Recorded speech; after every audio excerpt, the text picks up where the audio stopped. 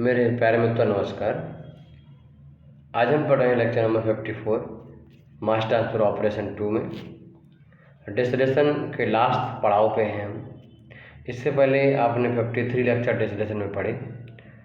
हमने डिस्टिलेशन को each and every aspect से कवर करने की कोशिश की।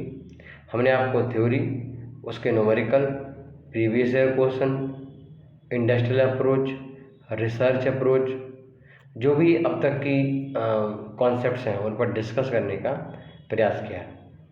तो आज हम अपने 5 से 6 लेक्चर में डिस्टिलेशन के लास्ट पड़ाव पे होंगे। तो अब हम पढ़ेंगे कि डिस्टिलेशन कितने टाइप से हम करते हैं किसी भी इंडस्ट्री में।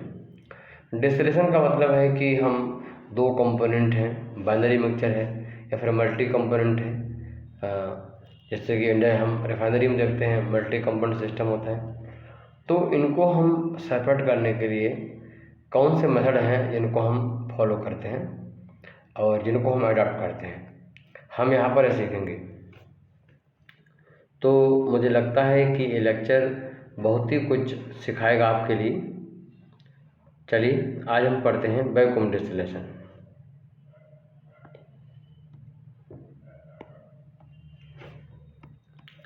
तो आप लोग डालेंगे हेडिंग वैक्यूम डिस्टिलेशन।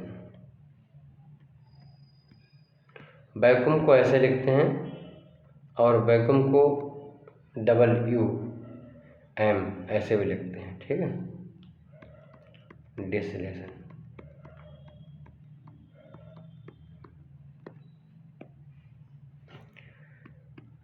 सबसे पहले हम लेक्चर शुरू करें तो उससे पहले जान लें कि हम वैक्यूम डिस्टिलेशन क्यों करते हैं।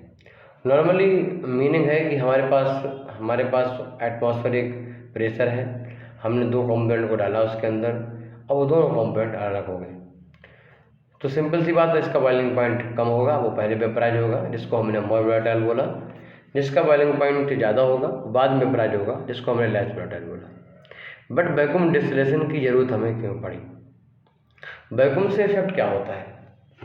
वैक्यूम का मतलब होता है किसी भी जगह पर नॉर्मल प्रेशर से यानी 1 एटमॉस्फेयर से कम प्रेशर का होना। अगर कहीं पर प्रेशर नॉर्मल प्रेशर से, रेफरेंस प्रेशर से कम रहता है तो हम कहते हैं यहाँ पर वैक्यूम है, ठीक। अगर हम देखें लद्दाख में आप जाते हो तो लद्दाख में क्या है कि आप जाओगे वहाँ घूमने के लिए तो वहाँ पर देखोगे कि जो ऑक्सीजन है वहाँ पर कम है, ठीक। हो सकता है कोई और गैस यहाँ पर ज़्यादा हो। अगर कहीं पर गैस की डेंसिटी जी कम है, यानी हमारा मान लो 1.2 kg पर मीटर क्यूब डेंसिटी नॉर्मली है और कहीं पर 1.1 हो जाए, डेंसिटी कम हो गई, इसका मतलब वहाँ पर डिफरेंट है कि प्रेशर कम हो जाएगा, 1 atm से कम हो जाएगा। तो जहाँ पर भी आप देखोगे प्रेशर 1 atm से कम है, that condition is called vacuum condition. आपने देखा कि अगर किसी भी सिस्टम का प्रिवेलिंग प्रेशर बढ़ता है तो ऐसा करने से उसका बॉइलिंग पॉइंट बढ़ता है। तो यहाँ से निकल गया है कॉन्सेप्ट कि बॉइलिंग पॉइंट अगर कम करना है तो आप प्रेशर को कम कर दीजिए, मतलब वैक्यूम क्रिएट कर दीजिए, ठीक। बॉइलिंग पॉइंट वो टेम्परेचर है जिसपे किसी भी कंपोनेंट का, लिक्विड का वेपर प्रेशर बढ़ते बढ़ते बाहर के प्रेशर के बराबर हो जाता है, बॉइलिंग पॉइंट कहलाता है। अगर बाहर का प्रेशर 1 atm है तो वो boiling point, normal boiling point कहलाता है, और अगर प्रेशर कुछ और है तो दैट इज बॉइलिंग पॉइंट। तो यहाँ पर हमारे सामने आया कि हम वैक्यूम डिस्टिलेशन कब करते हैं, ठीक। जी क्वेश्चन हमारे सामने है। यहाँ पर जितने भी डिस्टिलेशन हैं प्रकार हैं, हम कोशिश करेंगे कि वो बहुत बेहतरीन तरीके से आपकी क्लियर हो जाए और बहुत ही डाटा के साथ क्लियर हो, है ना। ये भी हमारी कोशिश रहेगी। देखिए, अगर हमारे पास कोई ऐसा कंपोनेंट है जिसका हम डिस्टिलेशन करना चाहें तो हमें उसके बॉइलिंग पॉइंट तक ले जाना पड़ेगा। मान लेते हैं बॉइलिंग पॉइंट उसका 200 डिग्री सेंटीग्रेड है, बट अगर यहाँ तक गर्म करें तो वो कंपोनेंट क्या होता है, ब्रेक हो जाता है, चेंज हो जाता है, डिफॉर्म हो जाता है। अगर वो कंपोनेंट जिसको रिकवर करना चाहते हैं अब वो चेंज हो गया, तब तो फिर मेरा कहानी ख़राब हो गई। बात समझ गए ना। फॉर एग्जाम्पल मैंने कहा कंपोनेंट ए और बी का मिक्सचर है, मैंने इसको डिस्टिलेशन कॉलम में डाला और यहाँ पर मुझे कंपोनेंट सी और बी मिले। सी 95% था और बी जो था वो 5% था। तो मैंने कहा भाई ए कहाँ गया? अरे हमारा जो मेन कंपोनेंट था ए था, उसको निकालना था हमें। तो किसी ने बताया भैया अगर आप इस टेम्परेचर पर गर्म करोगे ना ए को, इस टेम्परेचर पर, तो फिर वो सी में कन्वर्ट हो जाएगा। तब तो कहानी ख़राब हो गई ना। तो ऐसे कंपोनेंट जिनको अगर बॉइलिंग पॉइंट तक हाई टेम्परेचर पर हम उनको ले जाते हैं, उनका डिस्टिलेशन करते हैं, तो वो डिफॉर्म हो जाते हैं, वो किसी दूसरे कंपोनेंट में डिकम्पोज हो जाते हैं। ऐसे कंपोनेंट का हम क्या करते हैं? वैक्यूम डिस्टिलेशन करते हैं। सही, पहली बात समझ आ गई। दूसरी बात करें, अगर हमें कुछ कंपोनेंट ऐसे होते हैं जिनको बॉइलिंग पॉइंट थोड़ा ज़्यादा है और इनको हीट करना है, तो बॉइलिंग पॉइंट ज़्यादा है तो हमें ज़्यादा मात्रा में हीट देनी पड़ेगी, यानी जो हीट ऑफ एवापोरेशन है वो काफ़ी ज़्यादा है इनकी, तो लॉस ज़्यादा है, पैसा ज़्यादा खत्म हो रहा है, स्टीम कंजप्शन ज़्यादा है। तो ऐसी कंडीशन में अगर हम यहाँ पर वैक्यूम क्रिएट कर सकें तो उनका बॉइलिंग पॉइंट क्या हो जाएगा? कम हो जाएगा, जिससे आसानी से वो एवापोरेट हो जाएंगे, डिस्टल हो जाएंगे। तो ये दो तरीके से अगर दो कंपोनेंट हैं, पहला हमारी वजह है कि अगर कोई कंपोनेंट बॉइलिंग पॉइंट पर पहुँचते पहुँचते डिकम्पोज हो जाता है, या फिर दूसरा हमारी वजह होती है कि अगर जहाँ पर जो हीट ऑफ एवापोरेशन है, डिस्टिलेशन, हीट ऑफ डिस्टिलेशन है, अगर बहुत हाई है, तो ऐसे केस में हम वैक्यूम डिस्टिलेशन यूज़ करते हैं। वैक्यूम और डिस्टिलेशन यूज़ करते हैं तो उसकी वजह से अंदर क्या होता है, जो कंपोनेंट है उनका बॉइलिंग पॉइंट कम हो जाता है। ठीक, उनके बारे में हम जैसे अब पहला जो बात है, जो पहला टॉपिक है, जैसे आपने बोला कि सर जो आपने ए प्लस बी ये डाला था, तो आपने देखा कि सी प्लस बी मिल रहा है। तो हमें ये पता लगाना है कि आखिर ए से सी जो कन्वर्जन होता है वो किस टेम्परेचर पर होता है। तो आपने कहा कि इसका बॉइलिंग पॉइंट 200 डिग्री सेंटीग्रेड है, मतलब इतने पे वेपराइज होता है और वहाँ पहुँचते पहुँचते वो ए से सी में कन्वर्ट हो जाता है। ठीक है, तो मैंने कहा किस टेम्परेचर पर कन्वर्ट होता है, मिनिमम टेम्परेचर बताओ कब कहाँ कन्वर्ट होता है। तो आपने कहा कि ये 160 तक तो कोई चेंज नहीं होता है। जब रिएक्शन जो है ए से सी वाली या डिकम्पोजिशन डिसोसिएशन ए से सी वाला जो है वो 160 के बाद होता है, 160 तक कोई टेंशन नहीं। तो मैंने कहा ओके, मैंने कहा भाई यहाँ पर अगर हम वैक्यूम क्रिएट कर दें, मतलब लो प्रेशर मेंटेन कर दें, तो ऐसी कंडीशन में इसका बॉइलिंग पॉइंट जो था वो कम होगा। अरे प्रेशर कम हो जाएगा तो बॉइलिंग पॉइंट कम होगा। 200 डिग्री सेंटीग्रेड से बॉइलिंग पॉइंट घट के 160 हमें करना है। ठीक, तो कितना हम वैक्यूम क्रिएट करें जिससे कितना हो जाए।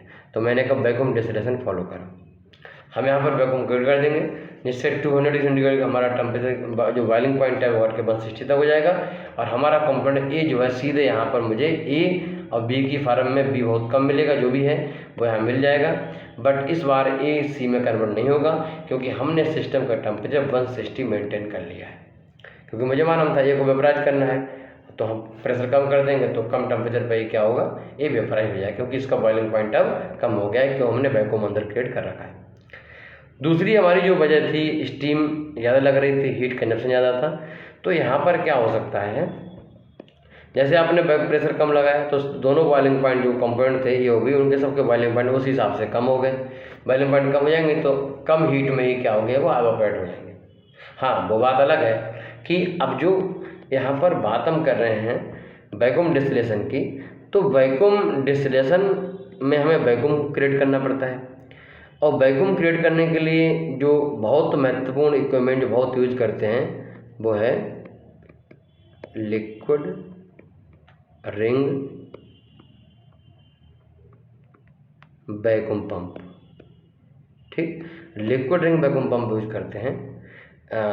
तो इसकी भी कॉस्ट इन्वॉल्व है काफ़ी, इसको ऑपरेशन कॉस्ट और इसको हमें चलाना है, मोटर चलाते हैं, हमने फ्लूइड मैकेनिक्स में आपको पढ़ाया था इसके बारे में। तो कहीं ना कहीं इसमें कॉस्ट इन्वॉल्व है। अगर हम वैक्यूम क्रिएट कर रहे हैं तो मुझे कॉस्ट यहाँ पर लगानी पड़ेगी। दूसरा है स्टीम इजेक्टर। स्टीम इजेक्टर, जो स्टीम इजेक्टर्स होते हैं इनके थ्रू हम वैक्यूम क्रिएट करते हैं। अगर हम स्टीम इजेक्टर थ्रू लगा रहे हैं तो यहाँ के लिए जो कॉस्ट होती है, एक तो फिक्स कॉस्ट इसकी जो है वो है ना, साथ में क्या है इसकी फिक्स कॉस्ट भी अच्छी खासी होती है। आपने देखा होगा कि जो वेंचुरी मीटर होता है, एक्सेलेरोमीटर, वो सबसे महंगा होता है, उससे मिलती जुलती डिज़ाइन होती है उसकी, उसी से मिलती जुलती डिज़ाइन होती है इसकी। और वेंचुरी मीटर और स्टीम इजेक्टर दोनों एक ही प्रिंसिपल पे काम करते हैं, बर्नौली थ्योरम पे काम करते हैं। तो कॉस्टली तो है, फिक्स कॉस्ट ज़्यादा है। अगर हम ऑपरेटिंग कॉस्ट इसके बारे में बात करें तो इसमें हाई प्रेशर स्टीम यूज होती है। ठीक, इसमें हाई प्रेशर स्टीम यूज हम करते हैं, ज़्यादातर हम 30 बार की 20 बार की इतनी स्टीम यूज करते हैं। तो ये दोनों चीज़ें, स्टीम का मतलब पैसा, तो एक कॉस्ट इन्वॉल्व है। फिलहाल हम अपने टॉपिक पे आते हैं। टॉपिक है हमारा वैक्यूम डिस्टिलेशन, तो उसमें 2 लाइन लिखिएगा। अब समझ गए होंगे आप, तो लिखिएगा इफ़ डिस्टिलेशन कॉलम जो यहाँ होता है बिल्कुल सेम होता है, पैकिंग टाइप का हो सकता है, प्लेट टाइप का हो सकता है, बस उसमें वैक्यूम हम ऊपर से अप्लाई करते हैं। देखो if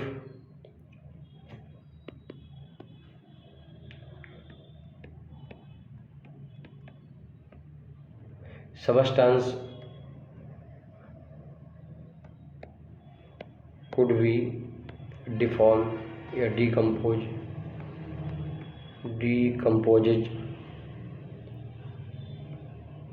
at its boiling point, यानी जो कंपोनेंट का बॉइलिंग पॉइंट है वहाँ तक पहुँचते पहुँचते वो क्या हो जाता है, डिकम्पोज हो जाता है। मैंने बोला ए से सी में कन्वर्ट हो जाता है।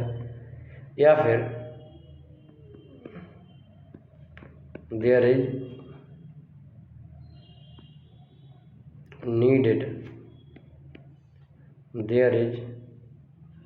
needed high amount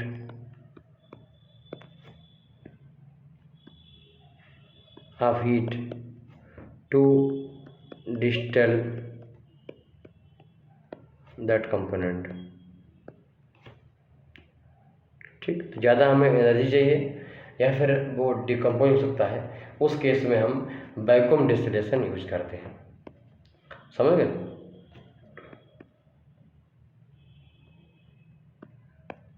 तो इसमें क्या है कि जैसे हमारे पास एक कॉलम है और इस कॉलम में जो वेपर ऊपर से निकलती है यहाँ से फीड गया, जो हमारे जो लेस वोलेटाइल है या फिर 2 कंपोनेंट है मान लो, एक में तो कोई कंपोनेंट है, दूसरा वाटर है, ए प्लस वाटर है, तो वाटर नीचे से मिल जाएगा मुझे, मान लेता हूँ।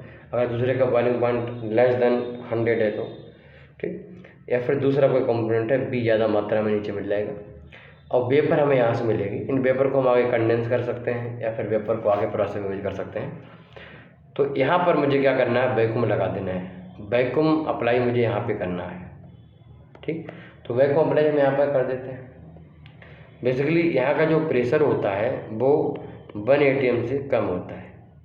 तो इस तरीके से रन अगर हम करें इसको तो हम बोल सकते हैं this is a vacuum distillation column.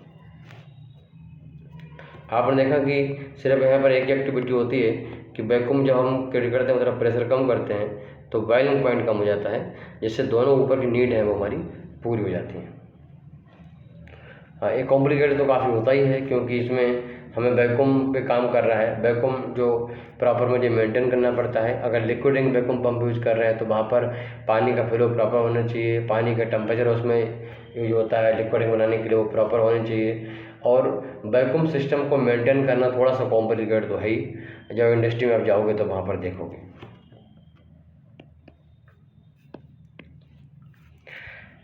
कई बार इंटरव्यू पूछते हैं कितना प्रेशर मेंटेन करते हैं, तो 7 से 35 किलो पास्कल इतना प्रेशर मेंटेन करते हैं। 1 atm मतलब समझते हैं कितना होता है, 101,325 किलो पास्कल। ठीक, यानी 35 मान लेता हूँ, 35 किलो पास्कल आप 35 किलो पास्कल यूज यहाँ पर मेंटेन करते हो, और नॉर्मल प्रेशर होता है 101,325 किलो पास्कल। तो अगर हम इसको कन्वर्ट करें, ठीक, प्लांट में ज़्यादातर हम mm/g में रिपेंड करते हैं। जो हमारा वैक्यूम पंप होता है तो वहाँ के सक्शन में जो प्रेशर है वो सब सारी चीज़ें, तो वहाँ पर वैक्यूम नेगेटिव में रिपेंड करता है। तो अप्रॉक्स ए -500 mm/g के बराबर है। ये प्रेशर जो है ना किलो पास्कल में एब्सोल्यूट प्रेशर है, ठीक। तो ये -500 MFG के बराबर है, ये बात आप समझ सकते हो। और जो लिक्विड रिंग होते हैं वो इसी तरीके से मेंटेन करते हैं। आप देखोगे वहाँ पर इस तरीके से लगा होता है गेज एक, इसमें 100 MFG, 200, 300, 400, 500, 600, 700 और 800 नहीं, 720 तक डिजाइन होता है कोई, 730 तक डिजाइन होता है, बस 760 तक कोई नहीं। 760 मतलब क्या, माइनस में एब्सोल्यूट वैक्यूम, वो कोई भी क्रिएट नहीं कर पाया अब तक, है ना। कितना कर पाया मैंने आपको अदर सब्जेक्ट में डिस्कस किया है काफ़ी इसके बारे में। तो ये सब प्रेशर नॉर्मली हम इतना मेंटेन करते हैं। जहाँ पर हमें बहुत आसान कंपोनेंट होते हैं, जैसे कि हम अगर सोडा एस्पिरेंट में बात करें तो NH4OH और वाटर, इन दोनों का कंपाउंड मिक्सचर होता है। यहाँ पर इसको अलग करना जो है, इनको सिंपल गर्म करते हैं तो ये अमोनिया के फॉर्म में अलग हो जाता है। बट जब ये अलग होता है तो यहाँ पर हमें क्या करना पड़ता है, यहाँ पर ज़्यादा दिक्कत नहीं होती, वैक्यूम बहुत कम मेंटेन करना पड़ता है। तो -50 mmW कॉलम, बहुत कम प्रेशर है जी।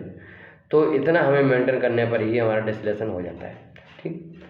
चलिए, अच्छा इसमें क्या होता है, जो वैक्यूम कॉलम होते हैं, मैंने आपको बताया था जो वैक्यूम डिस्टिलेशन होता है, तो वहाँ पर अगर डिस्टिलेशन कॉलम के बारे में बात की है और ट्रे वो उसमें पैकिंग कॉलम और ट्रे कॉलम में चॉइस दें तो हम पैकिंग कॉलम को ज़्यादा प्रीफर करते हैं।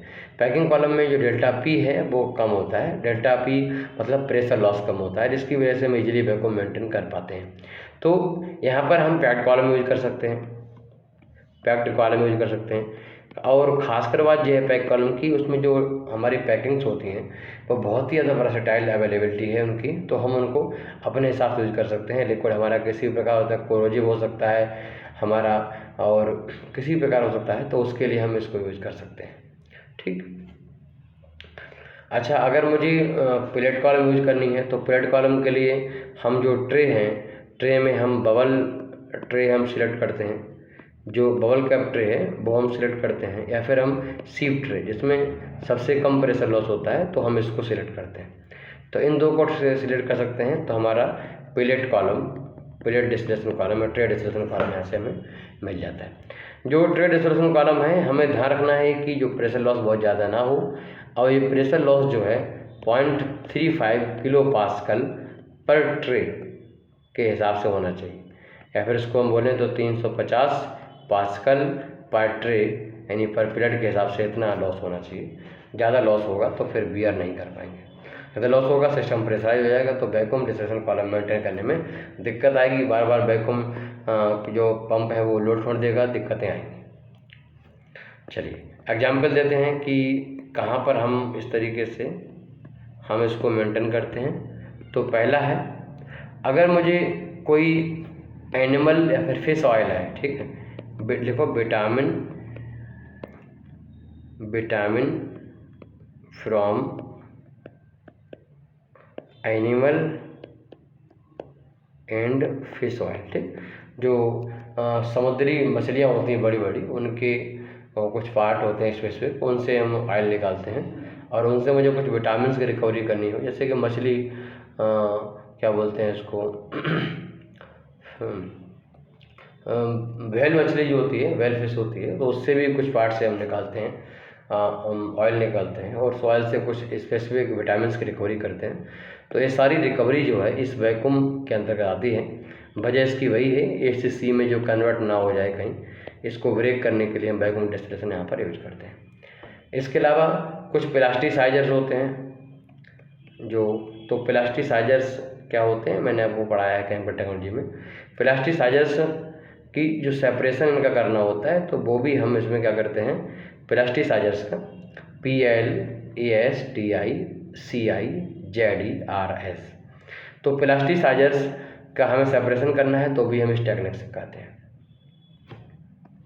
एक क्वेश्चन कह रहा है सर इसको हम एम कैसे समझें, तो आप 2.6 mm ऑफ Hg ये पर प्लेट पे लॉस होता है प्रेशर का, तो कोई दिक्कत वाली बात नहीं है, इतना बियर करता है।